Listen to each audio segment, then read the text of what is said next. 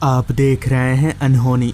तो चलिए बढ़ते हैं आज की इस कहानी की ओर। कालगंज बस स्टॉप से मैं बस में सवार हुआ। बस में लोग तो थे मगर काफ़ी कम, या यूं कहें तो उंगलियों में गिना जा सके, बस इतने ही लोग थे। खैर, मैं एक सीट पकड़कर बैठ गया।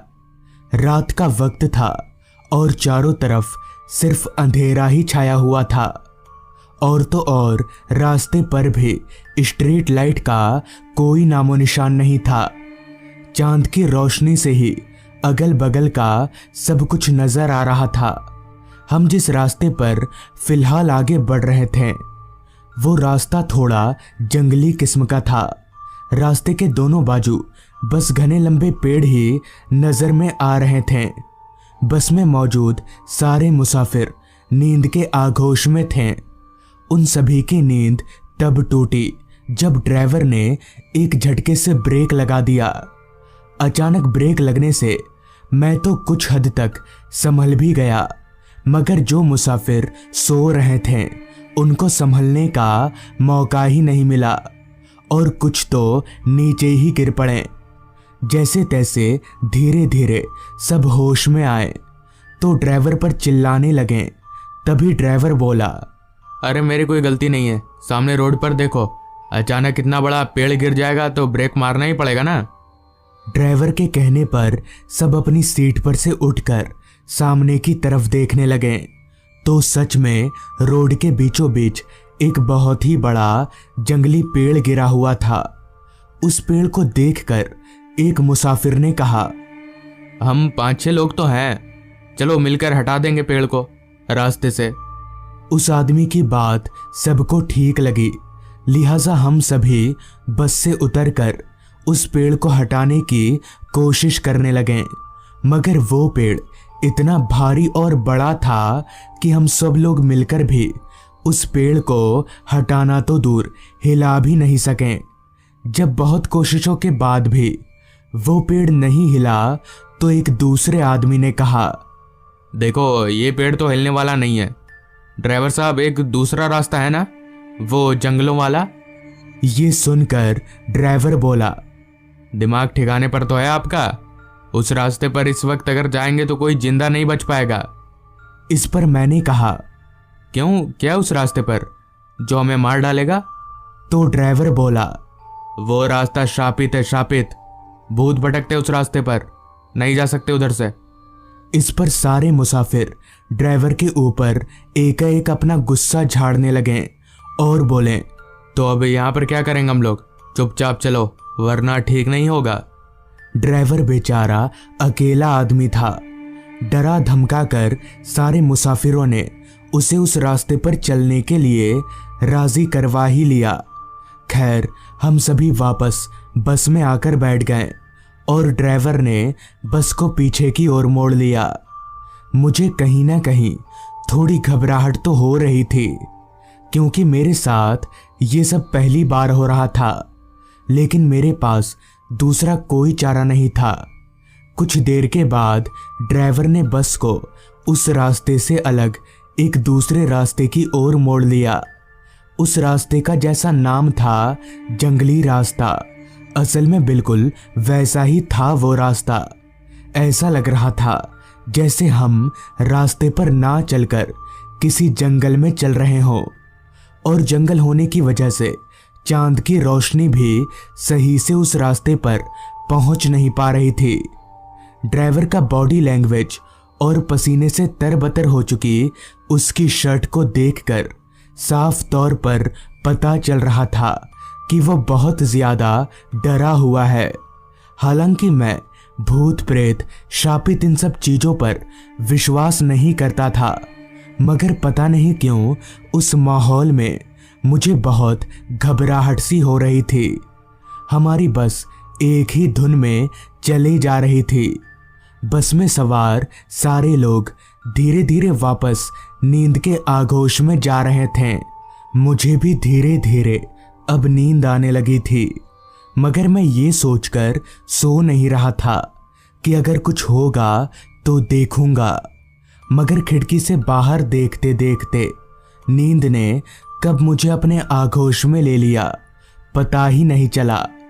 पता नहीं कितनी देर बाद, मगर जब मेरी आंख खुली तो बस वापस एक झटके के साथ रुकी हुई थी। बस में बहुत शोर हो रहा था क्योंकि बस का ड्राइवर अपनी जगह पर था ही नहीं। मतलब ये कि बस का ड्राइवर गायब था। तभी एक आदमी ने कहा, अरे यार, ड्राइवर कहाँ चला गया यार, चलो बाहर निकल कर देखते हैं। इस पर दूसरे आदमी ने कहा, हाँ हाँ चलो जल्दी, कहाँ चला गया ड्राइवर। जिसके बाद हम सारे लोग बस से नीचे उतरे। हम सिर्फ 4 या 5 लोग ही रहे होंगे और वो जंगल बहुत घना था। हमें कुछ समझ नहीं आ रहा था कि अब इस ड्राइवर को कहाँ और कैसे ढूंढे। अभी हम लोग ये सोच ही रहे थे कि तभी हमें ड्राइवर के चीखने की आवाज़ सुनाई पड़ी। चीखने की आवाज़ जंगल के कहीं अंदर से आ रही थी। तभी मैंने कहा, अरे चलो जल्दी, लगता है ड्राइवर किसी मुसीबत में है। इतना कहकर हम सारे लोग आवाज़ की ओर भागे। भागते भागते हम जंगलों के अंदर पहुंच गए, मगर तब भी ड्राइवर के चीखने की आवाज़ आ ही रही थी। लिहाजा हम लोग आवाज़ की ओर भागते रहे।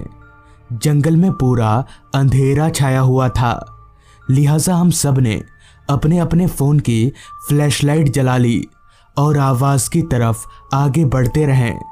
कुछ देर उस आवाज़ का पीछा करके हम जंगलों के बीचों बीच एक छोटे से घर के पास पहुँचे। मैं अभी उस घर की तरफ जा ही रहा था कि तभी पीछे से एक आदमी ने मुझे टोकते हुए कहा, रुको, ऐसे इस घर के अंदर जाना ठीक होगा? इससे पहले कि मैं उस आदमी को इस बात का कोई जवाब दे पाता, घर के अंदर से फिर एक बार ड्राइवर की चीख सुनाई पड़ी।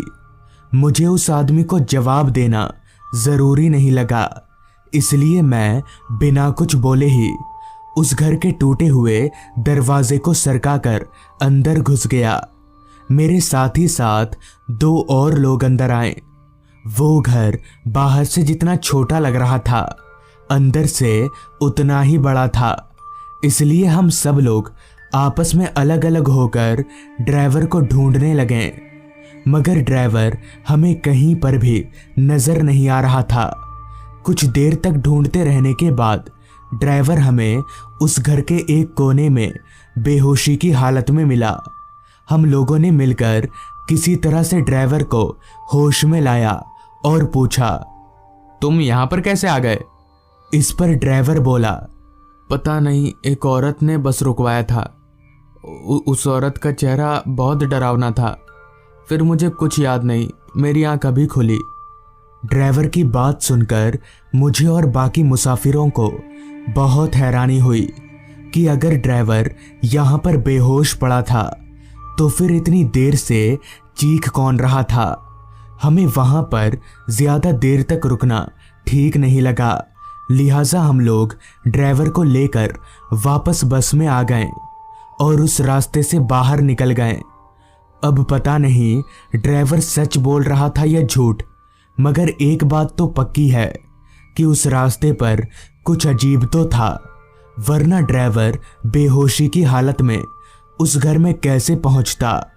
और अगर वो तब से बेहोश था तो फिर चीखने की आवाज़ किसकी थी? बहुत से लोगों का कहना है कि उस रास्ते पर एक औरत की आत्मा भटकती रहती है, जिसे देखते ही लोग बेहोश हो जाते हैं और उस घर में पहुंच जाते हैं। हालांकि वो औरत की आत्मा किसी को भी नुकसान नहीं पहुंचाती। उस दिन के बाद से रात तो क्या, मैं दिन के वक्त भी उस रास्ते पर नहीं जाता और अब मैं पूरी तरह से भूत प्रेत आत्माओं पर विश्वास करने लगा हूँ।